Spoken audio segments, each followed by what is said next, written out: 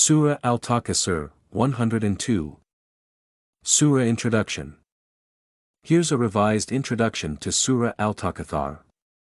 Surah Al-Takasur, the 102nd chapter of the Holy Quran, addresses a fundamental question that has puzzled humanity since the dawn of time: what is the ultimate destiny of those who prioritize the pursuit of worldly life over the spiritual life?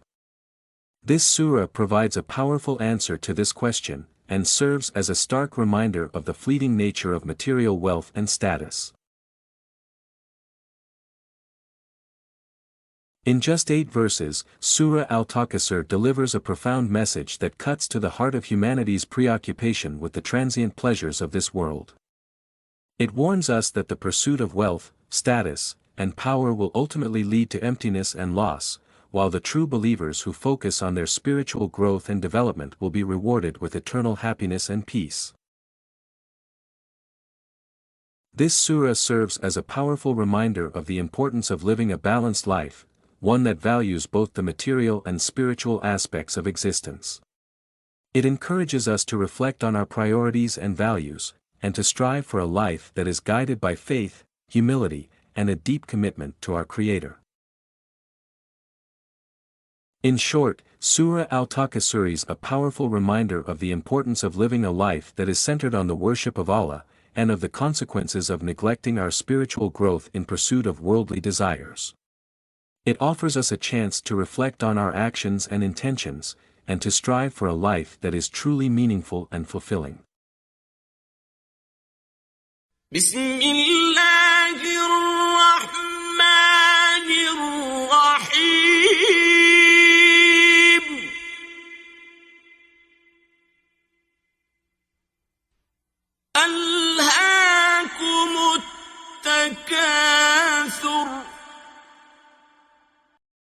With the name of Allah, the extremely beneficent, the extremely merciful.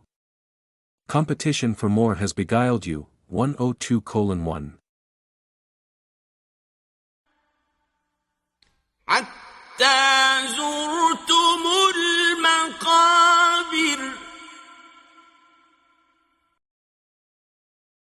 Until you visit the graves. 102:2.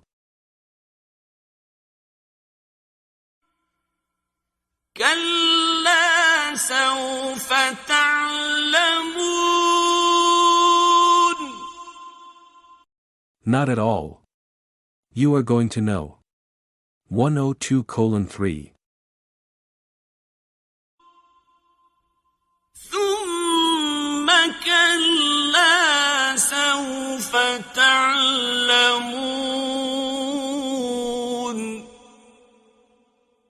Then, not at all. You are going to know. 102:4.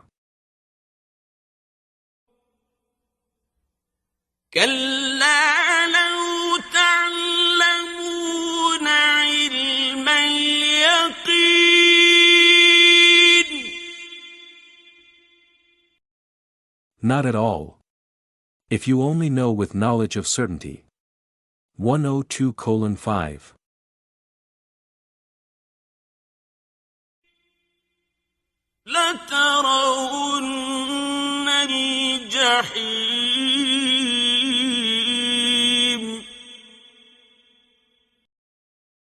You will surely see the hellfire. 102:6.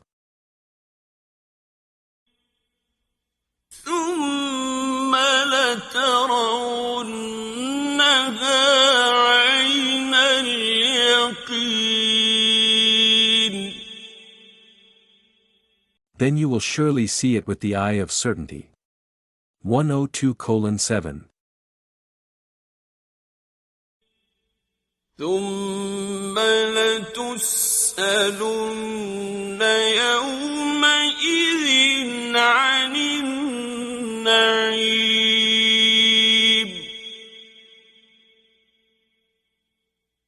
Then you will surely be asked that day about the blessings. 102:8. Brief commentary. Surah Al-Takasur, which is the 102nd chapter of the Holy Quran. This surah addresses a theme that is relevant to people's lives, particularly in today's world: the pursuit of material wealth and the consequences that come with it. Let's break down the verse. Competition for more has beguiled you, 102:1. The first line sets the tone for the rest of the surah. It highlights how people are consumed by the desire for more wealth, material possessions, and worldly pleasures. The word beguiled is important here, as it implies that people are being misled or deceived by their own desires. Until you visit the graves, 102:2. This line serves as a warning. It suggests that people are so focused on accumulating wealth and material possessions that they neglect the reality of death and the hereafter. The word visit is significant here, as it implies a reckoning or a confrontation with one's own mortality. Not at all. You are going to know, 102:3. This line is a response to those who might be thinking that their wealth and material possessions will protect them from the consequences of their actions. The phrase, not at all, is emphatic, implying that there is no escape from the reality of the situation. The word no implies a deep understanding and recognition of one's actions and their consequences. Then, not at all. You are going to know, 102:4. This line reinforces the idea that there will be a day of reckoning when people will fully understand the consequences of their actions. The repetition of not at all emphasizes the certainty of this event. Not at all. If you only know with knowledge of certainty. 102:5. This line is a reminder that the knowledge and understanding people have in this life is limited. The phrase, knowledge of certainty, implies a deep, unshakable understanding that goes beyond what people can perceive with their senses. You will surely see the hellfire, 102:6. This line is a warning that those who are consumed by the desire for material wealth and worldly pleasures will face a dire consequences. The word hellfire is significant here, as it represents a place of intense suffering and punishment. Then you will surely see it with the eye of certainty, 102:7. This line reinforces the idea that there will come a time when people will have a profound understanding of their actions and their consequences.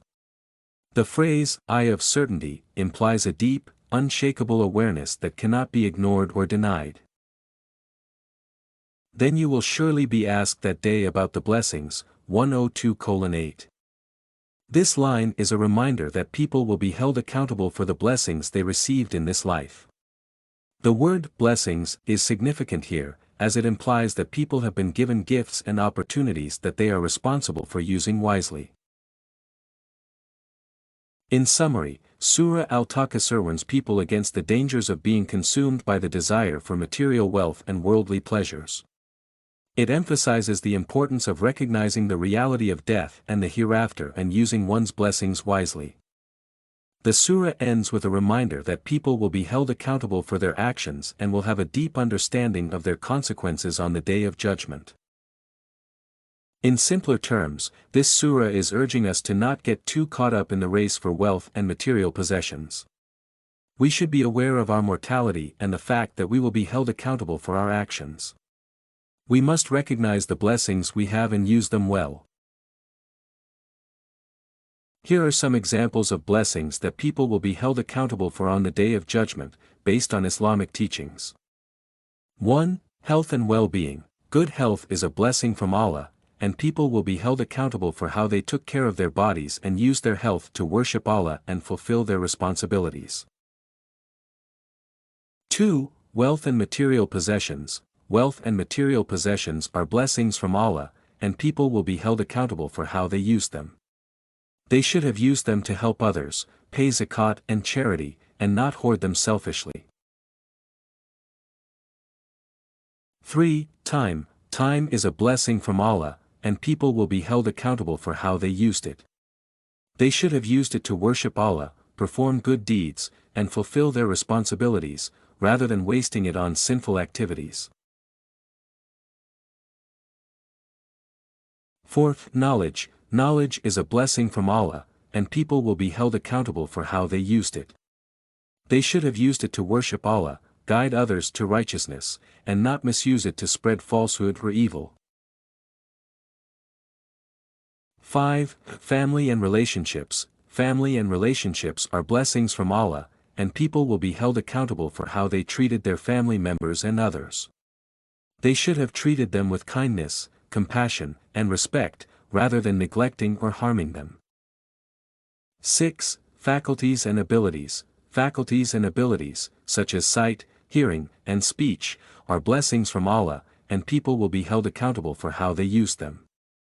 They should have used them to worship Allah, perform good deeds, and help others, rather than misusing them for sinful purposes. You will surely see the hellfire, 102:6. This line is a warning that those who are consumed by the desire for material wealth and worldly pleasures will face a dire consequences. The word hellfire is significant here, as it represents a place of intense suffering and punishment. 8. Natural resources. Natural resources, such as water, food, and shelter, are blessings from Allah, and people will be held accountable for how they used them.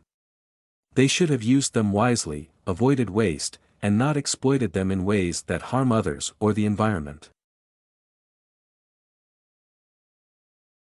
These are just a few examples of the blessings that people will be held accountable for on the Day of Judgment. The key is to recognize that everything we have is a blessing from Allah, and we should use it in a way that pleases Him and benefits us and others in the short and long run.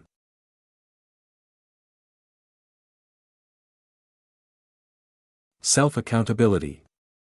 In Islam, people will be held accountable for their use of natural resources on the Day of Judgment. This accountability applies to individuals, communities, and societies as a whole. The Quran emphasized the importance of responsible stewardship of natural resources and warned against wastefulness and exploitation. Here are some ways in which people will be held accountable for their use of natural resources. 1. Wasting natural resources. The Quran condemns wastefulness and warns that people will be questioned about their use of resources on the Day of Judgment. For example, the Quran says, "And waste not, for Allah loves not the wasters." Surah Al-Naas, 6:141. 2. Misusing natural resources. Misusing natural resources, such as using them for sinful purposes, is also considered a transgression. For example, using water or food for excessive indulgence or using land for illegal activities is considered a misuse of resources. 3. Exploiting natural resources. Exploiting natural resources, such as overharvesting, overfishing, or polluting the environment, is considered a violation of the trust that Allah has placed upon humanity to care for the earth. The Quran emphasizes the importance of responsible stewardship of the earth and warns against harming the environment. 4. Hoarding natural resources. Hoarding natural resources, such as land, water, or minerals, is considered a transgression. Islam teaches that resources should be shared equitably and that hoarding them is a violation of the rights of others. 5. Failing to use natural resources for the common good. Natural resources should be used to benefit not just the individual but also the community. Failing to use resources in a way that benefits others is considered a transgression. For example, not sharing resources with those in need or using them only for personal gain is a violation of the principles of justice and compassion. 6. Harming the environment. Harming the environment, such as through pollution or deforestation, is considered a transgression. Islam teaches that humans have a responsibility to protect and preserve the natural world for future generations. On the Day of Judgment, people will be held accountable for their use of natural resources. They will be questioned about how they used the resources that Allah provided to them, and they will be judged based on their actions. Those who used resources responsibly and in a way that benefited others will be rewarded, while those who misused resources will be punished. In summary, people will be held accountable for their use of natural resources based on their responsible or irresponsible use, misuse, exploitation, hoarding, failing to use for the common good and harming the environment. It is important to recognize that natural resources are a blessing from Allah and should be used in a way that pleases Him and benefits humanity and the environment. Sharing principles and practices. Islam promotes the equitable sharing of natural resources among individuals and communities through several principles and practices. Here are some ways in which Islam promotes the equitable sharing of natural resources.